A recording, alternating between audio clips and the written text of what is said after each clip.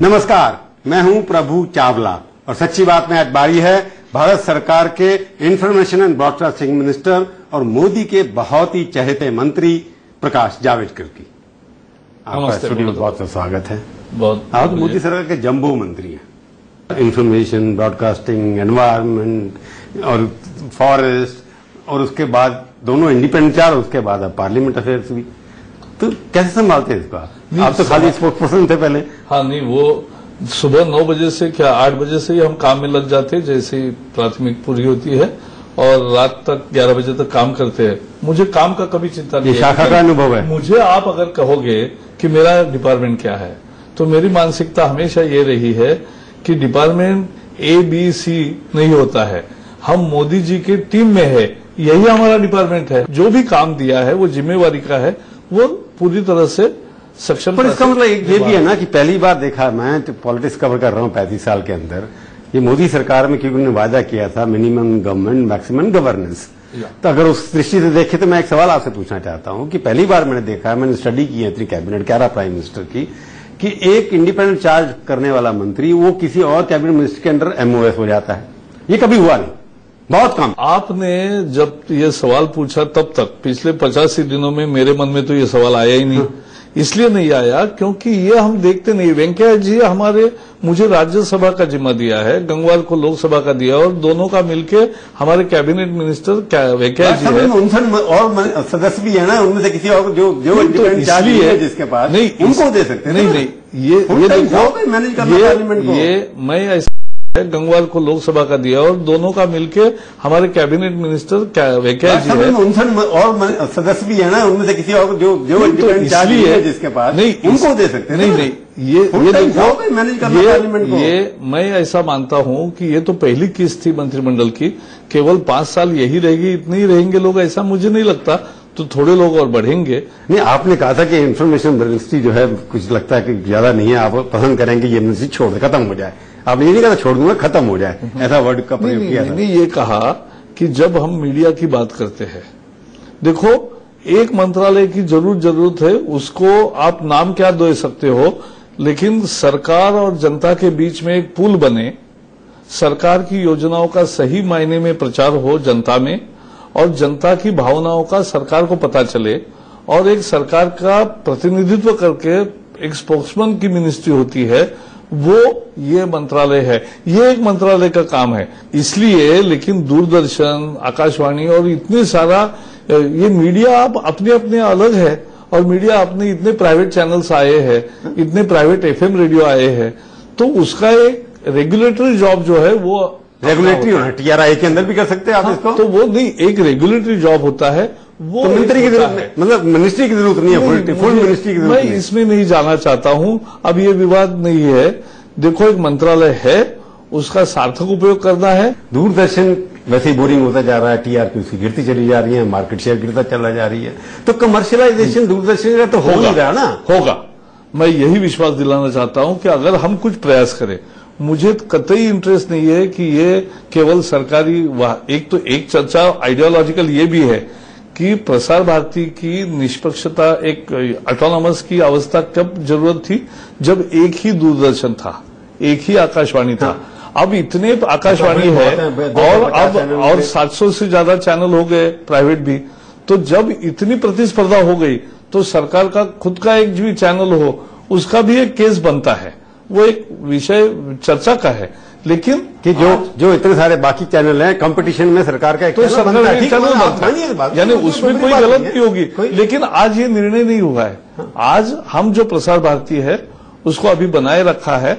हम चाहते हैं, हमने प्रसार भारती के अध्यक्ष को क्या कहा, अध्यक्ष को नहीं हुआ है, CEO को और उनकी टीम को क्या मैंने कहा, एक ही कहा कि आपका काम है कि दूरदर्शन लोगों की पहली पसंद कैसे बने। इतने निकले हैं, तो वो आपका चैलेंज है। आप क्वालिटी के प्रोग्राम देंगे तो, नहीं तो रिमोट कंट्रोल व्यूअर के हाथ में है, तो वो तुरंत देखेगा। तो कंपटीशन में जैसे बाकी चैनल चलते हैं, हमारी चैनल भी वैसे ही चलना चाहिए। और मैं मानता हूं कि अगर मैं एक चैनल, निजी चैनल मैं चलाता, तो मैं कैसे चलाता, मेरा सदा लगातार ये रहेगा कि मेरी विशेषता कैसे बनेगी, और मेरी प्रतिस्पर्धा में मैं कैसे ज्यादा से ज्यादा लोगों की पसंदीदा बनूंगा। तो यही मैं चैलेंज रखा है हमने, और उसके लिए सारे सहायता तैयार करेंगे, सारी स्वतंत्रता देंगे, लेकिन ये चैलेंज निश्चित है कि शिव धनुष्य उठाओ कि जनता की नजर में पहली पसंद बनो। पर एक बात डिस्कशन शुरू हो रहा है कि जैसे आपने कहा 250 चैनल हैं, एफडीआई की बार बार लॉबी होती है कि एफडीआई बढ़ाइए। मेरे को याद है अटल जी के सरकार में 26% हुआ था, उससे पहले कांग्रेस ने किया था, फिर न्यूज में आपने करने दिया, फिर परिवर्तन हो गए, बहुत सारे चैनल आ गए, तो अब डिमांड उठ रही है कि एफडीआई न्यूज के अंदर बढ़नी चाहिए, 49% होना चाहिए, 74% होना चाहिए। सवाल ये उठता है कि एफडीआई आने से कई बार देश की फॉरेन कैपिटल आएगी तो अपनी दृष्टि से न्यूज दिखाएंगे, देश हित में फॉर एफडी है या नहीं है, या आप आने देंगे 49%? मुद्दा इतना है कि एफडीआई के बारे में हमारी पार्टी की भूमिका हमेशा एफडीआई के अनुकूल रही है, लेकिन एफडीआई सभी क्षेत्रों में अनिर्बाध हो ऐसा हमने रिटेल में जैसे आपने कहा नहीं, जैसे 100% एंटरटेनमेंट में अभी है, बिजनेस चैनल में, लेकिन न्यूज में अभी 26% है। तो अभी तो इसके बारे में हमने निर्णय दूसरा कुछ नहीं लिया है, जो है वो है। अभी आपका विचार, आपके विचाराधीन नहीं है? अभी विचार में नहीं है ये कोई इसके विचाराधीन प्रस्ताव, ऐसा कोई प्रस्ताव अभी हमारे सामने नहीं है। एक है कि जैसे मैं देखता हूँ किड्स की चैनल है, मेरी भी पोती है, मैं दिखाता हूँ, तो वो मुझे लगता है कि विदेशी चैनल अच्छे अच्छे कार्यक्रम करते हैं, उसके लिए मुझे कभी नहीं, उल्टा वर्ल्ड का सारी दुनिया की कथाएं उसको समझे, उसका अच्छा है, लेकिन उसमें भी एक 30-40% कोई इंडियन कंटेंट होना चाहिए, ऐसा होना चाहिए। तो आपको लगता है कि ये सोचना चाहिए इसके बारे में कि यहाँ एफडीआई एंटरटेनमेंट में या किड्स चैनल में वहां पर इंडियन कंटेंट हो, इसके ऊपर विचार कर रहे हैं? बिल्कुल। तो कोशिश करेंगे आपकी उनको कहो कि इंडियन कंटेंट दिखाएंगे। ट्राई ने कहा कि क्रॉस ओनरशिप होनी चाहिए, नहीं होनी चाहिए, उसके ऊपर क्या लगता है कि आपको लगता है कि देश के अंदर मीडिया क्रॉस ओनरशिप के बारे में आप उसके ऊपर एक्सेप्ट करेंगे ट्राई की रिपोर्ट? नहीं, देखो इस पे मैं एकदम अंतिम राय तो अभी नहीं बनी है, क्योंकि अभी परसों उनकी सिफारिश आई है, और उसमें जो मुद्दा है वो महत्वपूर्ण है। लोग पूछते हैं कि भाई अगर 4-5 हाथों में अगर पूरी इंफॉर्मेशन आती है, उद्योगपति लेने लग गए तो क्या होगा? तो इसलिए ये एक बेहद मुद्दा गंभीर है जिसकी चर्चा समाज में होनी चाहिए, उसके बाद सरकार कोई फैसला करती है। सरकार अभी ओनरशिप के बारे में, क्योंकि जो उद्योग है उसकी आजादी है इस देश में, कोई बिजनेस ठीक तरह से नियम, अमेरिका में रूल है, सभी जगह है, सभी राज्य देशों में है, तो इसका भी अध्ययन करेंगे। इस देश के अंदर उसका भी अध्ययन जो है मीडिया के अंदर ओनरशिप की, इसके ऊपर चर्चा होनी चाहिए, आपका कहना ये? हाँ, चर्चा तो होनी चाहिए, और ट्राई का जो मामला आप कह रहे हैं कि मुझे लगता है कि ट्राई की रिपोर्ट पर चर्चा होगी ही। जब से आपकी सरकार आई है कम्युनल राइट्स हो गए, बिल्कुल। तो आप भारत का जो है हिंदूकरण करना चाहते हैं? नहीं, बिल्कुल। ये देखो, मोदी जी ने सभी प्रचार में पहले क्या कहा, और जिसकी बोलती बंद हो गई विरोधियों की, उन्होंने कहा कि हिंदू मुसलमान को ये तय करना है कि आपस में लड़ना है या दोनों मिलकर गरीबी, अज्ञान और अंधश्रद्धा से लड़ना है। विकास के लिए दोनों मिलकर आगे बढ़ना है या आपस में लड़के एक दूसरे को मार मिटाना है। तो ये उनका हमेशा कैंपेन का थीम रहा। वो 125 करोड़ लोगों की बात करते, वो कोई 105 करोड़ और 20 करोड़ ऐसा अलग नहीं सोचते। पर सवाल तो दंगे बड़े हैं, तो उसके लिए ये सच नहीं है, ये बिल्कुल सच नहीं है। उत्तर प्रदेश में जो हो रहा है उसके लिए अखिलेश सरकार पूरी तरह से जिम्मेवार है। धन के लोग जिम्मेवार नहीं, बिल्कुल नहीं, एक भी जगह नहीं। जब तक आप डिवाइड नहीं करेंगे यूपी के लोगों की, आप जीत नहीं सकते। बिल्कुल नहीं, उल्टा हुआ इस बार तो उनका किसी का सीट ही नहीं बचा, क्योंकि आप समझ लीजिए केवल जाति के आधार पर लोगों को बरगलाना अब लोग सहन नहीं करते। गरीब ने ये मैंडेट दिया है, गरीब ने कहा है कि भाई हमें विकास चाहिए, सुशासन चाहिए। विकास की बात आपने की, विकास, आप एनवायरमेंट मिनिस्टर भी हैं, एनवायरमेंट मिनिस्ट्री की वजह से ऐसा लगता है हम लोगों को भी सारे देश को कि उसकी मिनिस्ट्री की वजह से देश की जीडीपी ग्रोथ रेट 0 पे आने गया। बिल्कुल, आपने जो कहा यही मुझे विरासत में मिला, लेकिन पिछले 85 दिन में हमने जो प्रयास किया है और मोदी जी के मार्गदर्शन में जो हमने काम किया, उसका रिजल्ट आप देखो। सारे मार्केट में आप जाओ, आपको हर इंडस्ट्री में एक पॉजिटिविटी आई है। हमने national board of wild life की 2 दिन मीटिंग हुई, अच्छी मीटिंग हुई।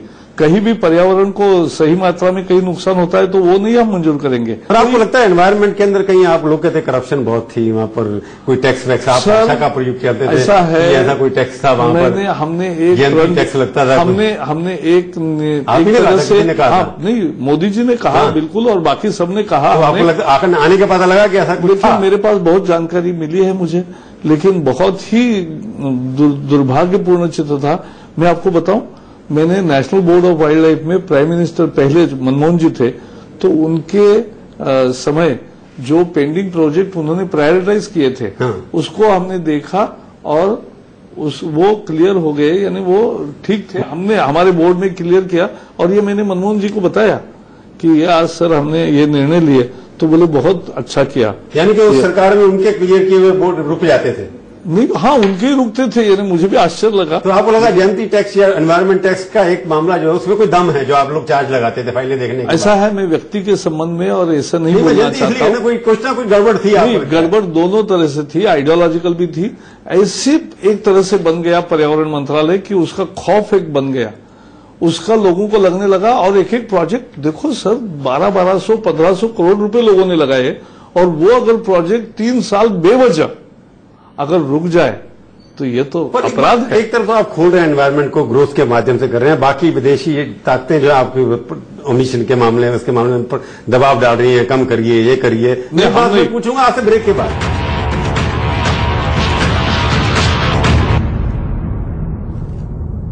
राजनीतिक मजबूरी है? नहीं, रणनीति के तहत कुछ राज्यों में मुख्यमंत्री पहले घोषित करते हैं, रणनीति के तहत कुछ राज्यों में नहीं करते हैं। महाराष्ट्र में किसी भी दल ने नहीं किया।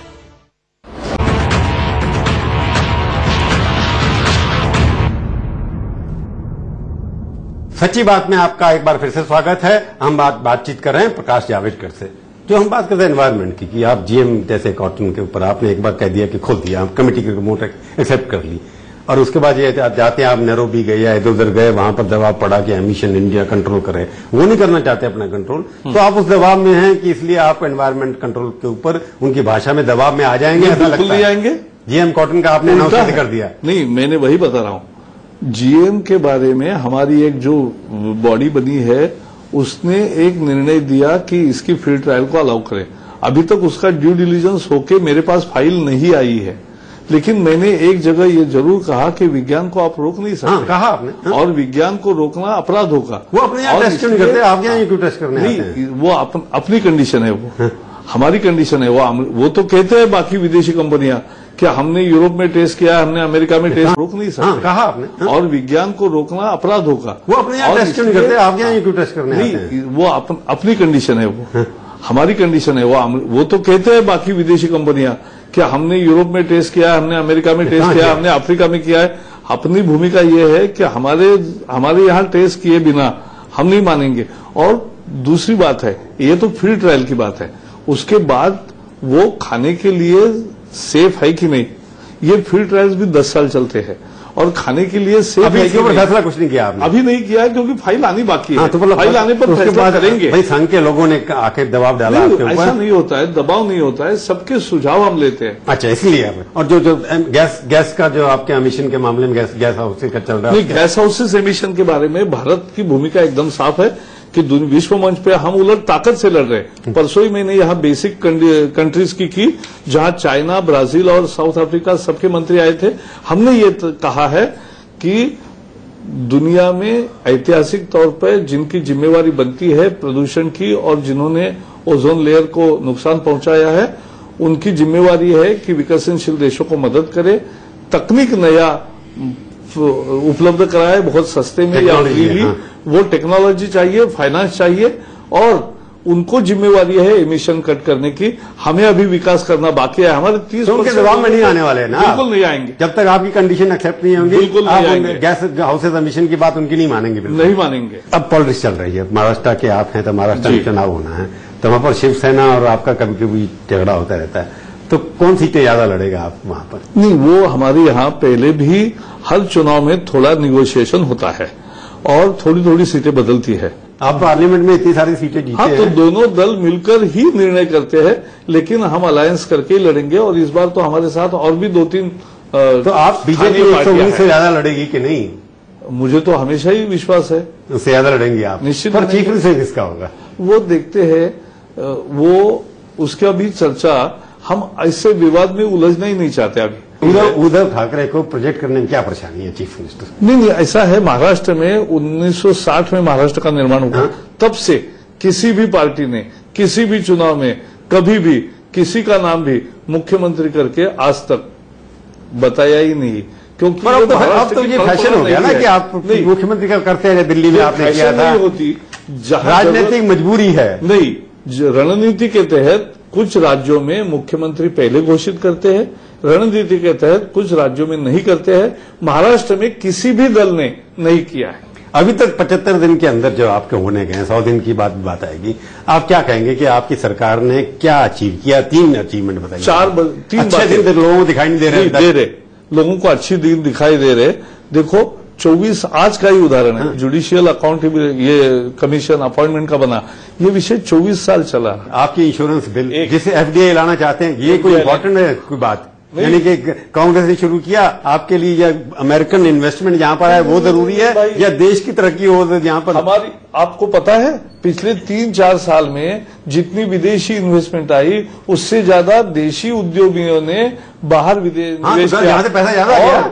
और आज हमने जो पिछले 3 महीने में मोदी सरकार ने काम किया है, बजट हो, रेल बजट हो, या हमारे पर्यावरण विभाग का काम हो, या अन्य विभागों का हो, इंश्योरेंस भी ज्यादा इंपॉर्टेंट है, स्कूल खोलना या उसमें दोनों एजुकेशन में निवेश आएगा। देखो निवेश आएगी तब इकोनॉमिक एक्टिविटी बढ़ेगी, तब सरकार की आय बढ़ती है। तीसरी चीज है कि महंगाई को लगाम लगाया। मैं बताऊं कैसे। 100 चीजों पर डेली मॉनिटरिंग हो रहा है।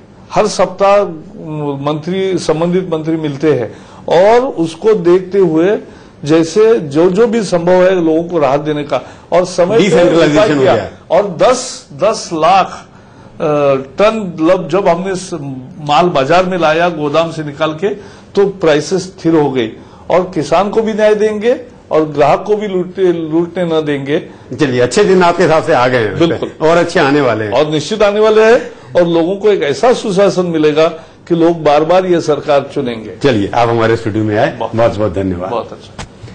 तो ये थी आज की सच्ची बात। अगले हफ्ते आएगी बारी किसी और हस्ती की, और उससे हम करेंगे सच्ची बात इसी चैनल पर, इसी वक्त। तब तक के लिए प्रभु चावला का नमस्कार।